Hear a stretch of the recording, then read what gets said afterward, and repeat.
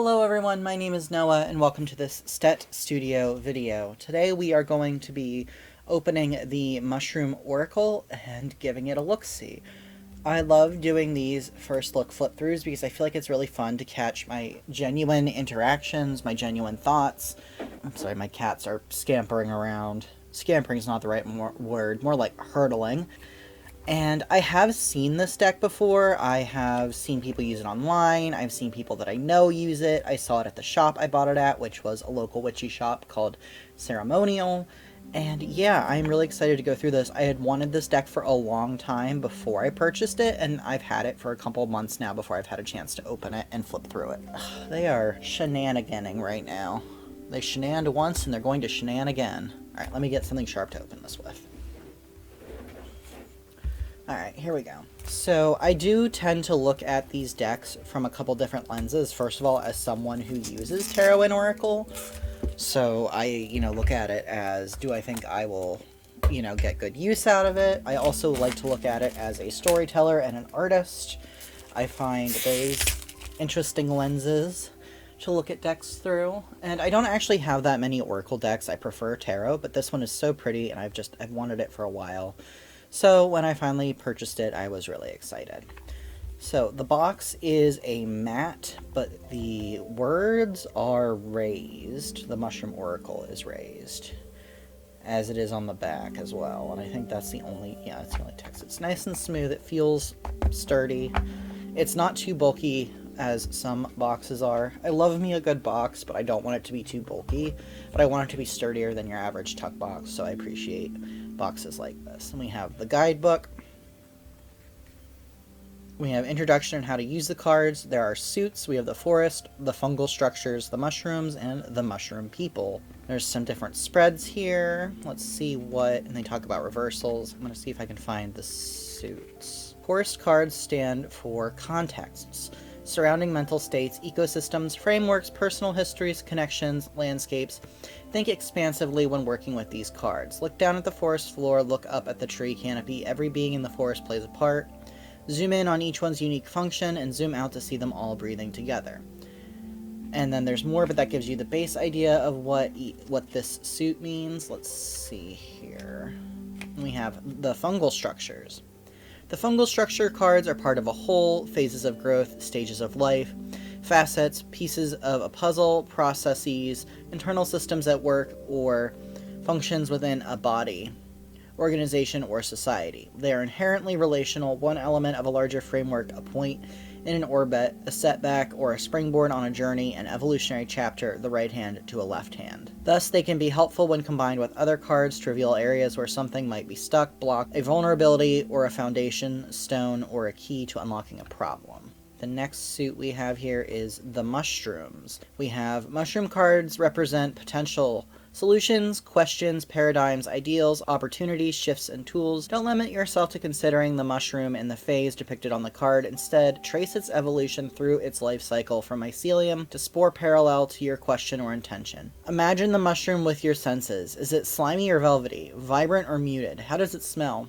Consider its contradictions. Maybe it's tiny but grows all over the world. Ask yourself about the legends we tell about this mushroom and the names we call it. Consider its habitat. Where does it thrive? Does it hide under leaf litter or display itself on a tree trunk? Who or what eats it? What role does it play in its ecosystem? Finally, think seasonally. Is this mushroom growing abundantly or lying dormant under the ground at the time of your reading? And then finally, we have the mushroom people, which are artist, chef, child, elder, farmer, forager, healer, scientist, and seer. Mushroom people cards are archetypes rather than pointing to one individual. Think about the various figures in your life or roles in the community that they might represent. Look beyond the literal. The elder might not be older, but perhaps someone with more experience. Rather than static characteristics or fixed identities, approach these cards as personality traits that can be expressed or buried. Moods, masks to be tried on, patterns and habits, talents, relationships, or different perspectives and lenses through which to see the world.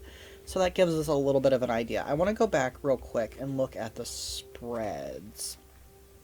Okay, so it's not pull a card from this suit, pull a card from this suit. Okay, it's just pull 3 cards. And we never looked at the inside of the box. This is what it looks like. I think that's pretty. I like that. These cards are a bit bigger than your average tarot cards. I have one of the cards from the Numinous Tarot here and show you. It's about the same height, but it's wider. So there's that. That's good to know. I know not everybody wants a bigger deck. Some people do for the issue that it makes it easier for them to see the cards and all of that. Some people want smaller decks because they're easier to hold. It's just, a bunch of variables that, it depends on who you are as a person and what you're looking for in a deck. As for the cardstock, it is incredibly stiff. It's not super thick, but it is very stiff, and it's very smooth, almost waxy feeling. And I would say it's matte, but it does reflect the light a bit. So I'm going to bring you down closer, and we're going to get started. So the very first card we have is Decay, and the keywords underneath are Transformation, Merging, Circularity. And it doesn't say on them what suit they're from, so that's interesting. Let me grab the guidebook real quick. Alright, I don't know where I put the guidebook. I'm sure it's here somewhere. I will include the suit somewhere on the screen, I guess. It's interesting how dark everything is around the person. And we have these giant grapes up here, but we've also got the butterflies. Very decadent, I feel like. There's so much, there's excess, and it goes to rot, sort of, is the vibe I'm getting. Then we have Dewdrop, which is a completely different color palette. This one almost looks collage-like, which really lends to a surreal sort of feeling. Oh, I think these are tadpoles here. I wasn't sure what they are. The keywords for this card are refreshing, cleansing, and possibility. And then we have Fairy Ring, portal, serendipity, risk. Again, this one's feeling very surreal, almost kind of collage-like. But still, it's got that very traditional, classical style of art that, again, helps with the surrealness. And I really do like that. It kind of makes it feel like you are, maybe not in another world, but in another world could be an option, or you are viewing this world through a different lens. Maybe the lens of a mushroom, for example. And then we have Moss, which is tender, attention, and old soul. I really like this eye on this mushroom, or spot that looks like an eye. I don't know why, I'm just very drawn to that, and I like it. This shadow, or like being hidden in shadow behind the character on the card, is very interesting as well. I think what drew me to these cards initially was the art style. They were just so pretty, but then the titles with their keywords down below just really felt like something that I wanted to work with.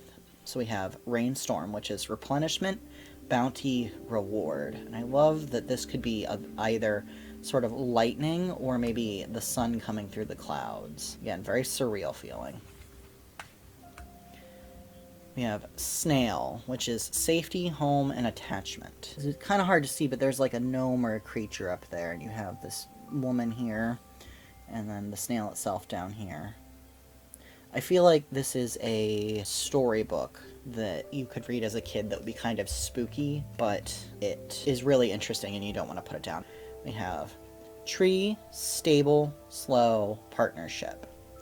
And I'm very interested in, if I were to know all of the plants and the fungi in these cards, what would that bring to the reading?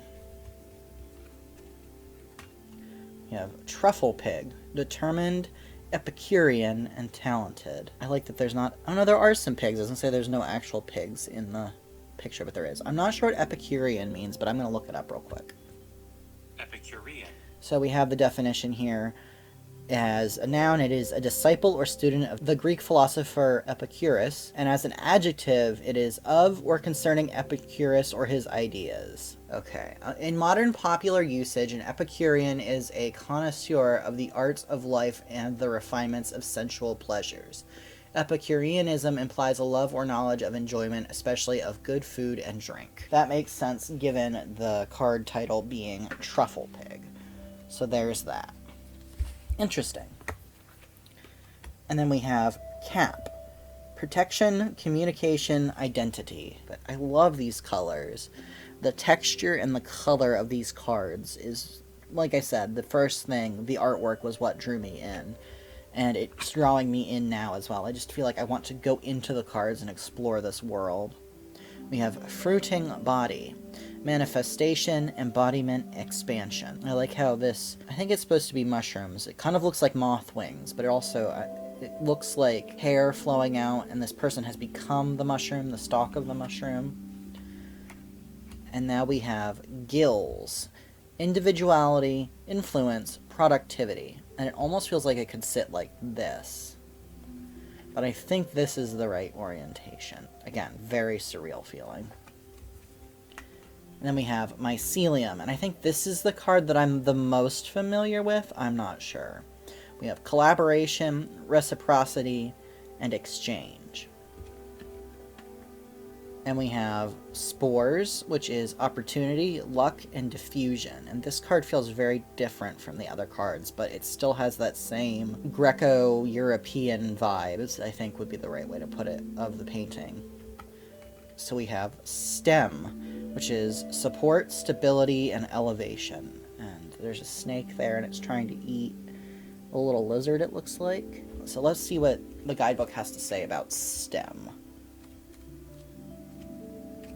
Okay, so we are in the fungal structures. That makes sense. The stem elevates the mushroom cap to help its spores travel further and supports a plant's leaves. What can lift you out of the mud? So it looks like these cards are in order by suit. So we had the forest, then we had the fungal structures, and the next card will be the start of the mushrooms. We have Amanita muscaria, and this one is, I think, another one that, this is what I think of when I think of the deck. We have magic, poison, and legend. I like that you cannot see her entire face, so you don't really know what she's thinking. We have bird's nest fungus. I feel like that might be an actual bird's nest. Got a little tiny person there. I did, in the beginning of 2022, a theme in my bullet journal that was all mushrooms that are native to the state I live in, which is Pennsylvania. I will link that at the end of this video, but there was a bird's nest mushroom. I believe there was some sort of amanita mushroom. There was definitely a bolete mushroom, which this is bolete, and it says prized, resilient, noble. I like how they're putting the crown on the mushroom. That's interesting. And there's skulls down here, it actually looks like, or maybe some sort of bones. And then there's people in the corners. I feel like these are some cards that you're going to need to sit in a well-lit room and just stare at them. I really, really like them. I just know I'm not going to see everything on this first pass. And then we have Button. Humble, simple, domestic. Kind of maybe a Queen of Coins vibe going on here. We have Candy Caps. Sweet, surprising, delightful. And then we've got, looks like, some sort of, I was gonna say foods, but honestly, I think they're mostly flowers in the background. Interesting. Then we have Chanterelle, which is artful, elegant, and vessel. Love the leaves in the background. It's also pretty. Oh, look, there's jewelry, too. It's in a jewelry box that has things growing out of it. That's cool. We have Coral, complexity, aspiration, and structure. And we have Earth Star, emissary, keeper, shapeshifter. That's pretty cool. Very, again, surreal. Take a sip of water every time I say the word surreal, and you'll be very hydrated. And we have Enoki, collectivity, enduring, ethereal. Indigo Milk Cap. Hurt, awe, and honesty. This is such a cool mushroom. It's, I believe you cut it and it will turn indigo in color, which is where you get the name for it. We have Lion's Mane, which is opulence, wisdom, and care. Again, feels very collage-y almost. I would like to maybe do some research and see if I can find out what the artistic inspiration for this deck was, and maybe learn a little bit about that. We have Matsutake, which is rare, poetic, transformative.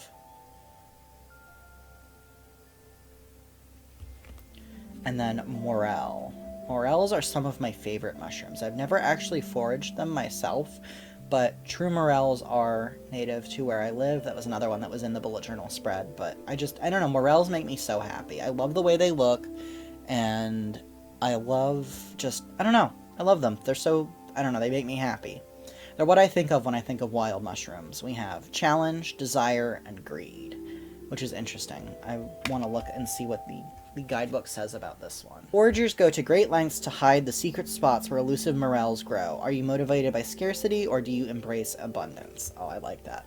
That is something that I have been working to learn the past couple years in my own life, so that's interesting that it's associated with this card that I was like, this is my favorite mushroom. Synchronicity is cool.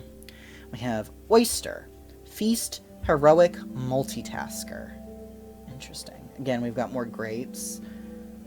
Oh, these cards are so cool.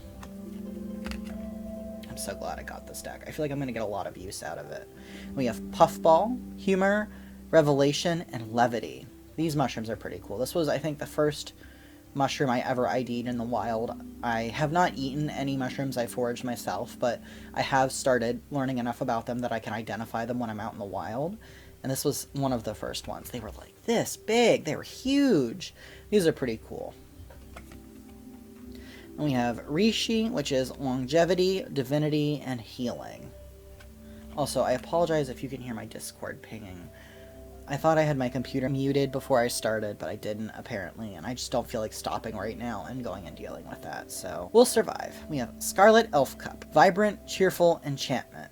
And then there's this, maybe not the same snake, but another snake. I love the repeated use of moths throughout this card. It feels like it brings in the air, whereas mushrooms are very grounded. So having creatures that fly repeatedly throughout the deck brings in a bit of balance. And then we have Snow Fungus. Oh, this feels like almost an alien card, like an alien landscape. Clarity, regeneration, and flexibility. I love the colors at the center of this. I kind of want to Google the Snow Fungus. I am also going to look it up in here real quick and see what they have to say. Dried snow fungus reblooms as a crystalline jelly flower. Where do you need transparency? How can you come back into flower? So that doesn't tell me a whole lot about it, but what it does tell me sounds really interesting.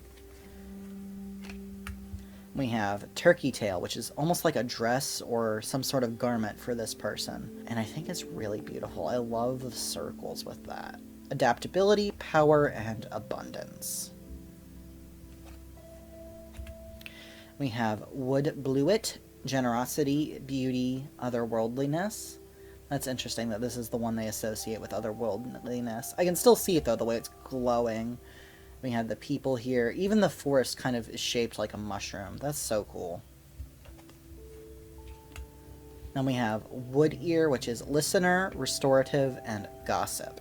We have someone washing someone else's feet down here. It feels very biblical to me. I feel like that happens a lot in the Bible. People washing other people's feet.